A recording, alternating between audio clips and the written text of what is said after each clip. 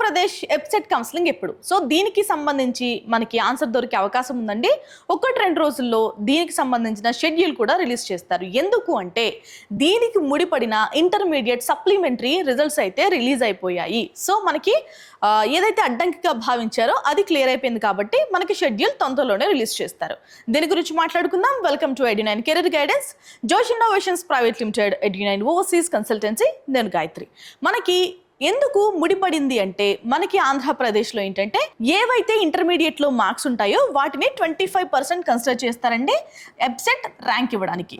And 75% ఏంటండి మనకి ఏదైతే ఎగ్జామ్ రాస్తామో ఎబ్సెట్ ఎంట్రన్స్ ఎగ్జామ్ దానికి సంబంధించిన వెయిటేజ్. సో ఈ 25%ని క్యాలిక్యులేట్ చేయడానికి మార్క్స్ కావాలి కాబట్టి పిల్లల మార్క్స్ ఇక్కడ ఏంటంటే ఫస్ట్ ఆల్రెడీ రిలీజ్ చేశారు కదా, అప్పుడు తీసుకుందాం అన్నారు ఫస్ట్.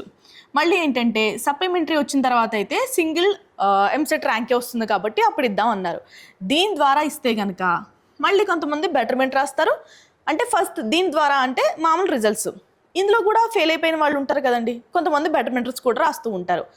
సో ఒకసారి ర్యాంక్ ఇచ్చేసిన తర్వాత ఈ సప్లిమెంటరీలో పాస్ అయిన విద్యార్థులు కూడా ఎంసెట్ పాస్ అవుతారు. మళ్ళీ బెటర్మెంట్ రాస్తే మార్క్స్ ఇంక్రీజ్ అయితే మళ్ళీ వెయిటేజ్ మారుతుంది కాబట్టి వాళ్ళ ర్యాంక్ కూడా మారుతుంది. కాబట్టి 2 సార్లు ఇవ్వడం ఎందుకు, ఎంసెట్ ర్యాంక్ ఒక్కసారి ఇస్తే సరిపోతుందన్న ఉద్దేశంతో ఇప్పుడు ఇవ్వకుండా సప్లీ రిజల్ట్స్ వచ్చిన తర్వాత ఇవ్వడానికి ప్రభుత్వం గ్రీన్ సిగ్నల్ ఇచ్చింది. సో సప్లిమెంటరీ రిజల్ట్స్ అయితే రిలీజ్ అయిపోయాయి. ఓకేనా రైట్. ఇక్కడ ఇంకొకటి ఏంటంటే చాలా మంది పిల్లలు ఏం అడుగుతున్నారంటేనండి, ఇప్పుడు బెటర్మెంట్ రాశారు కదా, సో బెటర్మెంట్ రాసాము, కొంతమంది సప్లిమెంటరీ రాశారు. సప్లిమెంటరీ అంటే సింగిల్, అంటే ఆల్రెడీ ఫెయిల్ అయిపోయారు కాబట్టి సప్లిమెంటరీలో వచ్చే మార్క్సే ఫైనల్. సో సప్లీలో వచ్చే మార్క్సే ఫైనల్.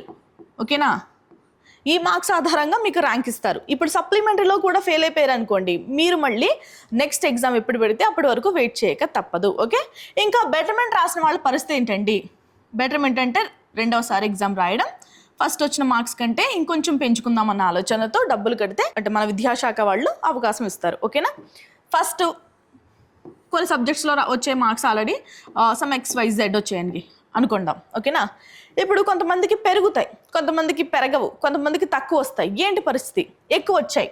ఓకేనా, ఎక్కువ వస్తే ఏంటండి, ఎవరికైనా అన్యాయం జరుగుతుంది. అసలు ఎక్కువ వస్తే పిల్లలకి ఏమైనా అన్యాయం చేస్తారా? ఏవైతే ఎక్కువ మార్క్స్ వస్తాయో వాటినే తీసుకుంటారు, వాటి ద్వారా మీకు ర్యాంక్ ఇస్తారు. ఓకేనా, ఇప్పుడు కొంతమందికి అసలు మార్క్స్ పెరగలేదు, సేమ్ ఓకే సేమ్ మార్క్స్ వచ్చాయనుకోండి, సేమ్ డిజిట్ కాబట్టి ఇంకా వేరే ఛాన్స్ లేదు, ఏవైతే మార్క్స్ వచ్చాయో అవే ఆ సేమ్ మార్క్సే తీసుకుంటారు. ఇంకొంతమందికి ఏంటంటే తక్కువ వస్తాయి. ఓకేనా, పెరగవు మార్క్స్ కొంతమందికి. సో తక్కువ వచ్చాయనుకోండి, ఇది తీసుకుంటారా మేడం, ఇది తీసుకుంటారంటే మీకు ఎక్కడ ఎక్కువ మార్క్స్ ఉంటే ఆ మార్క్స్ని తీసుకుంటారు. ఐదర్ బెటర్మెంట్లో ఎక్కువ మార్క్స్ వస్తే బెటర్మెంట్ తీసుకుంటారు, ముందు రాసిన ఎగ్జామ్స్లో నార్మల్ ఎగ్జామ్స్లో జనరల్ ఎగ్జామ్స్లో ఎక్కువ మార్క్స్ వస్తే అవి తీసుకుంటారు. కాబట్టి మీకు బెటర్మెంట్లో వచ్చిన మార్క్సే తీసుకుంటారేమో, ఈసారి నేను ఫెయిల్ అయిపోయాను ఈ మార్క్స్ తీసుకోరేమో, ఇలా ఏముండదు. ఓకేనా, మీకు రెండిట్లో ఏది బెస్ట్ అయితే అది తీసుకుంటారండి, భయపడాల్సిన అవసరం ఏం లేదు. మీకు ఇక్కడ తక్కువ వచ్చినా లేదంటే అసలు మార్క్స్ పెరగకపోయినా మీరు ఈసారి ఫెయిల్ అయిపోయినా మీకు పెద్ద ఇబ్బంది ఉండదు.